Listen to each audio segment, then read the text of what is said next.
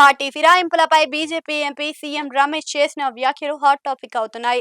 ఎవరైనా బీజేపీలోకి చేరేలా ఒప్పించేందుకు తనకు 2 గంటల సమయం చాలంటూ సీఎం రమేష్ తాజాగా ప్రకటించారు.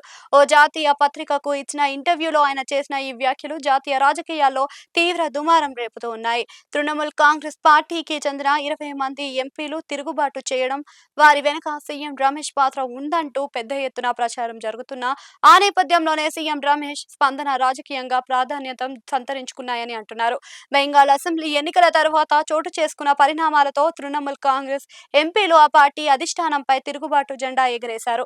ఢిల్లీలో 20 మంది ఎంపీలు ప్రత్యేకంగా సమావేశమై తృణమూల్ నుంచి తాము వేరుపడినట్లుగా ప్రకటించారు. అంతేకాకుండా నేషనల్ సిటిజన్ పార్టీ ఆఫ్ ఇండియాలో చేరుతున్నట్లుగా ప్రకటించారు. అయితే వీరిని ముందు బీజేపీలో చేర్చుకోవాలని ప్రయత్నాలు అయితే జరిగినట్లుగా చెబుతున్నారు.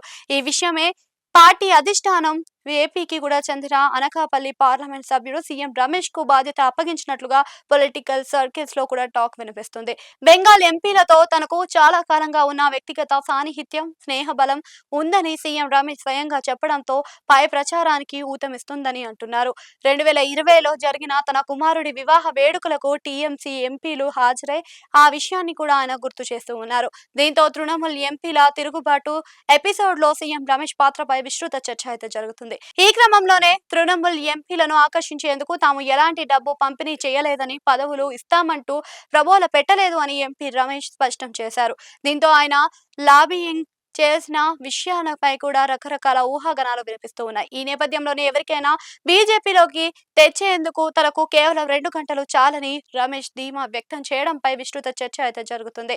సీఎం రమేష్ ఇలాంటి ఆపరేషన్లలో వ్యూహాత్మకంగా వ్యవహరించడం ఇదే మొదటిసారి కాదు అని అంటున్నారు. గతంలో అస్సాంకు చెందిన కాంగ్రెస్ చీఫ్ విప్ భువనేశ్వర్ కలిత రాత్రికి రాత్రి కాంగ్రెస్ ను వీడి బీజేపీలోకి చేరడం వెనక కూడా సీఎం రమేష్ కీలక పాత్ర పోషించారని రాజకీయ వర్గాలలో గుసగుసలు వినిపిస్తున్నాయి.